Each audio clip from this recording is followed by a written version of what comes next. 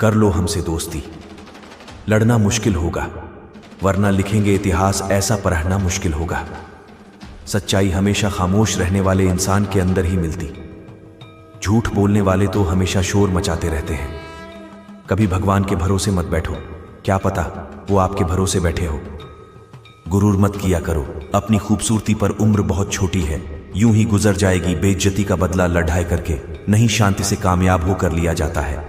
4 चीजों में शर्मनाक करना, दोस्त न होने पर, पुराने कपदढ़े होने पर, गरीब होने पर, बूढ़े माता पिता होने पर। अगर कोई आपकी कीमत न समझे तो निराश मत होना, क्योंकि कबाड़ के व्यापारी को हीरे की परख नहीं होती है। जीवन में 3 चीजें जरूर अर्जित करें: विश्वास, संतोष और स्वास्थ्य। क्योंकि विश्वास सबसे अच्छा संबंध है, संतोष सबसे बड़ा धन और स्वास्थ्य सबसे बड़ा उपहार है। जीवन एक दर्पण है जिसमें बाहर आपको वही चीजें दिखाई पड़ती हैं जो आपके अंदर मौजूद हैं। इस क्षण में रहने की कोशिश कीजिए, क्योंकि यही क्षण आपका जीवन है। एक सुखी जीवन का रहस्य समस्याओं का अभाव नहीं, बल्कि समस्याओं पर विजय पाने की कला सीख लेना है। दूसरों को प्रेम करना और दूसरों से प्रेम पाना इस दुनिया में सुख का मूल आधार है। परिवर्तन ये संसार का नियम है। जहां गति है, जीवन भी वही है। सुखी जीवन के 3 मंत्र हमेशा याद रखें। क्रोध में उत्तर मत दीजिए, दुख में निर्णय मत लीजिए, आनंद में वचन मत दीजिए। अगर आप सही हो, संस्कारों से बढ़ी कोई वसीयत नहीं। आनंद में वचन मत दीजिए। अपने शरीर को स्वस्थ रखना ही हमारा कर्तव्य है, अन्यथा हम अपने मन और वजन को अच्छा और साफ नहीं रख पाएंगे। निष्क्रियता मृत्यु के समान है और मेहनत करना अच्छे जीवन का मार्ग। इसलिए मूर्ख लोग निष्क्रिय रहते हैं और बुद्धिमान लोग मेहनती होते हैं। हमारे जीवन में कोई भी परिवर्तन अचानक नहीं होता, बल्कि इसके लिए हमारे निर्णय जिम्मेदार होते हैं। जीवन में कभी भी इतना बड़ा विशेषज्ञ नहीं बनिए कि सीखने की प्रक्रिया ही समाप्त हो जाए। सीखने का नाम ही जीवन है। जीवन का सबसे खूबसूरत क्षण वही है जब आपका परिवार आपको दोस्त समझने लगे और आपके दोस्त आपको अपना परिवार की तरह समझने लगे।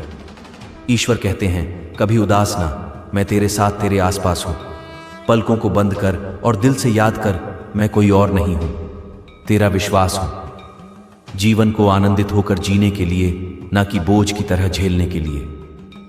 हम अपना भविष्य नहीं बदल सकते, लेकिन हम अपनी आदतों को बदल सकते हैं, और निश्चित रूप से हमारी आदतें हमारा भविष्य बदल सकती हैं। जीवन में अगर कभी किसी अच्छे इंसान से गलती हो जाए तो उसे माफ कर देना चाहिए, क्योंकि हीरे की चमक कुड्ढे में गिरने से कम नहीं होती। बात थोड़ी कड़वी है पर सच है। लोग कहते हैं, तुम संघर्ष करो, हम तुम्हारे साथ हैं। यदि सच में लोग साथ होते तो संघर्ष करने की जरूरत ही नहीं पड़ती। कभी कभी दिल उन चीजों को भी देख लेता है जिसे आंखें देख नहीं पाती। व्यक्ति अगर चाहे तो आत्मविश्वास और परिश्रम के बल पर अपना भाग्य लिख सकता है, और जिसमें अपना भाग्य लिखने की इच्छा नहीं है, उसका भाग्य परिस्थितियां लिख देती हैं। उन पर ध्यान मत दीजिए जो पीठ पीछे आपकी बातें करते हैं। इनका सीधा सा मतलब है कि आप उनसे 2 कदम आगे हैं। आपके मुस्कान, आपके चेहरे पर परमात्मा का हस्ताक्षर है, और उसे अपनी आंसुओं से धुलने या क्रोध से मिटने मत दीजिए। जो वास्तव में करना चाहता है वो करने का तरीका ढूंढ लेगा, और जो नहीं करना चाहता है वह भी नहीं करने के बहाने ढूंढ लेगा। इस पूरी दुनिया में इतना अंधकार नहीं है जो एक साधारण से दीपक के प्रकाश को भी बुझा सके। मेहनत इतनी खामोशी से कीजिए कि आपकी सफलता शोर मचा दे। सफल लोग रास्ते बदलते हैं, इरादे नहीं, और असफल लोग अपने इरादे भी बदल लेते हैं। एक आश्रम में एक ज्ञानी साधु रहते थे। ज्ञान प्राप्ति की लालसा में दूर दूर से छात्र उनके पास आया करते थे और उनके में आश्रम में रहकर शिक्षा प्राप्त करते थे। आश्रम में रहकर शिक्षा प्राप्त करने वाले छात्रों में से एक छात्र बहुत आलसी था। उसे समय व्यर्थ गंवाने और आज का काम कल पर टालने की बुरी आदत थी। साधु को इस बात का ज्ञान था, इसलिए वो चाहते थे कि शिक्षा पूर्ण करके आश्रम से प्रस्थान करने के पूर्व वह छात्र आलस्य छुटकार समय का महत्व समझ जाए। इसी उद्देश्य से एक दिन संध्या काल में उन्होंने उस साल से छात्र को अपने पास बुलाया और उसे एक पत्थर देते हुए कहा, पुत्र, ये कोई सामान्य पत्थर नहीं है, बल्कि पारस पत्थर है। लोहे की चीज भी वस्तु को ये छू ले वो सोना बन जाती। मैं तुमसे बहुत प्रसन्न हूं, इसीलिए 2 दिनों के लिए पारस पत्थर तुम्हें दे रहा हूं। इन 2 दिनों में मैं आश्रम में नहीं रहूंगा। मैं पड़ोस के गांव में रहने वाले एक मित्र के घर जा रहा हूं। जब वापस आऊंगा तब तुमसे ये पारस पत्थर ले लूंगा। उससे पहले जितना चाहें उतना सोना बना लो। छात्र को पारस पत्थर देकर साधु अपने मित्र की गांव चले गए। इधर छात्र अपने हाथ में पारस पत्थर देखकर बड़ा प्रसन्न हुआ।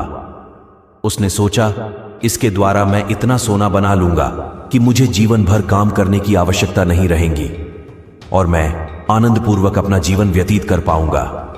उसके पास 2 दिन थे। उसने सोचा कि अभी तो पूरे 2 दिन शेष हैं। ऐसा करता हूं, एक दिन आराम करता हूं, अगला पूरा दिन सोना बनाता रहा होगा। इस तरह एक दिन उसने आराम करने में बिता दिया। जब दूसरा दिन आया तो उसने सोचा कि आज बाजार जाकर ढेर सारा लोहा लिया होगा और पारस पत्थर से छूकर उसे सोना बना दूंगा। लेकिन इस काम में अधिक समय नहीं लगेगा, इसलिए पहले भोजन करता हूं, फिर सोना बनाने में जुट जाऊंगा।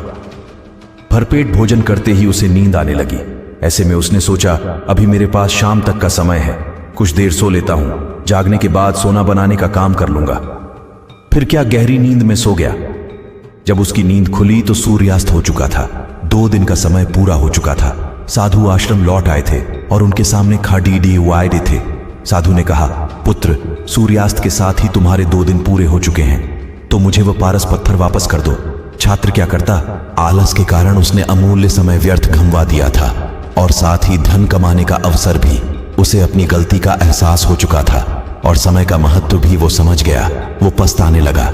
उसने उसी क्षण निश्चय किया कि अब से वो कभी आलस नहीं करेगा। इस कहानी से हमें क्या सीख मिलती है? जीवन में उन्नति करना चाहते हैं तो आज का काम कल पर टालने की आदत छोड़ दें। समय अमूल्य है, इसे व्यर्थ न गंवाएं, क्योंकि एक बार हाथ से निकल जाने के बाद समय कभी दोबारा वापस नहीं आता। दोस्तों, इस वीडियो में बस इतना ही। मिलते हैं अगले वीडियो में। जब तक अपना ख्याल रखिएगा। हर हर महादेव।